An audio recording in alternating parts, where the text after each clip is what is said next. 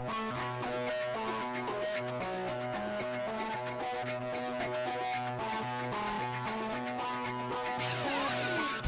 back to the Perth Racing Preview. We're up to race number 4 on the card, and that's the Micron Sprint. We're out the 1,600 metres here for the ladies, the fillies and mares to do battle.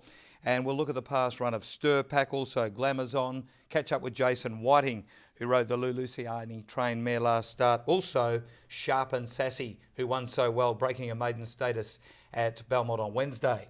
Other runners, Marty, include By How Fra, who ran first up last Saturday week ago, finished 6 of 7, a little bit disappointing, beaten the 6 lengths. A couple of other ones are the interesting runner, number 5, Aunt Dorothy, beaten 3 lengths behind My Point last start. Not a bad effort, but her form is up and down. Fiery Flyer, who ran first up for Sharon Miller and Jason Brown back on the 28th, disappointing when beaten 10 of 10 at Belmont.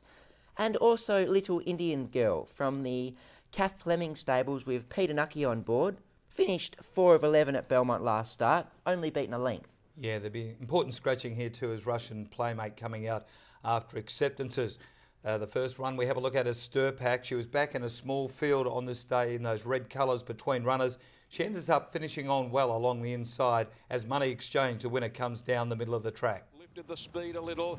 He's out by more than a length on Belarus, who's now being niggled at. D-Pick travelled up well behind them in a bunching field to be in 3rd spot. They're followed by Stir Pack. In behind them, Corporate Sam, Money Exchange. On the turn, they straighten and Beyond Dispute, given full rein, kicks away from them. He opens up at the top of the lane and raced about 3 clear of Belarus. Here comes Money Exchange from the back down the outside. Parnham's got the stick on Beyond Dispute with Money Exchange gobbling him up. Money Exchange went to Beyond Dispute.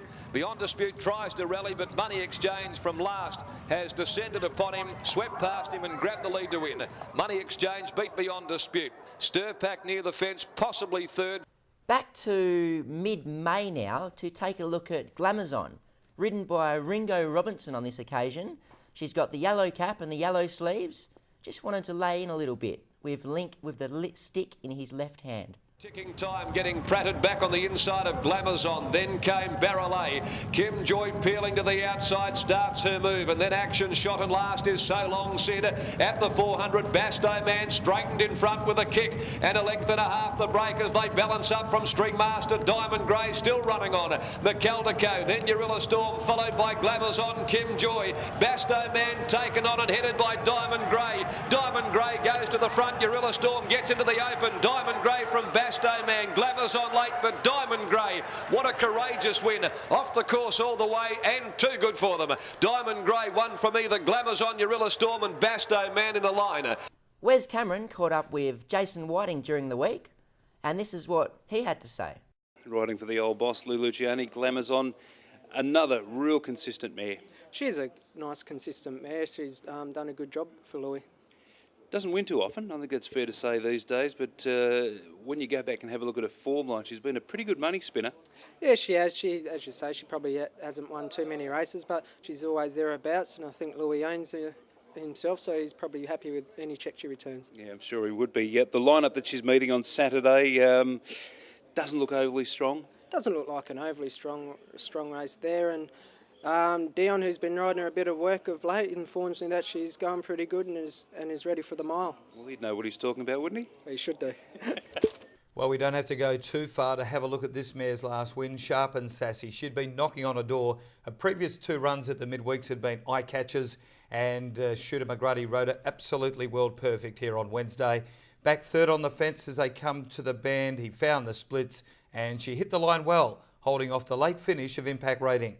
Who's back on the inside, pocketed for the time being, and splitting that duo then came Le Centaur. They're followed further back by Thermo King, Sharp and Sassy near the rail as they turn for home, and Harvey's looking for a narrow opening as Ezro lugs off the fence, and he's through the gap now. It's Ezro down to the 300 from Formium. Sharp and Sassy's got through them as well. She's weaved her way through to head off Ezro. Formium can't go on. Penitence down the outside, Impact Rating with the run. 100 to go, Sharp and Sassy from Ezro.